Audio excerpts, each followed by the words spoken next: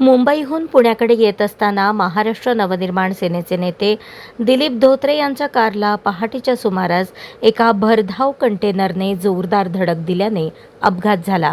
या अपघातात दिलीप बापू धोत्रे आणि त्यांचे चालक किरकोळ जखमी झाले असून त्यांच्यावर ज्युपिटर हॉस्पिटल येथे उपचार सुरू आहेत।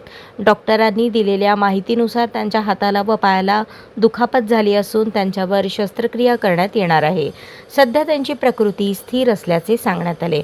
अपघाताची माहिती मिळताच माजी आरोग्यमंत्री तथा आमदार तानाजी सावंत यांनी तातडीने पुण्यातील हॉस्पिटलमध्ये धाव घेत दिलीप बापू धोत्रे यांच्या प्रकृतीची विचारपूस केली।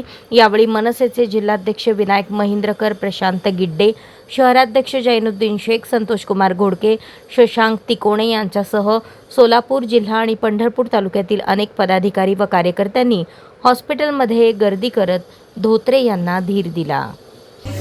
किरकोळ ॲक्सिडेंट झाला माझा। माझी तब्येत एकदम ठणठणीत आणि ओके आहे, काय अडचण नाही। रात्री झाला होता पण असं काही नाही।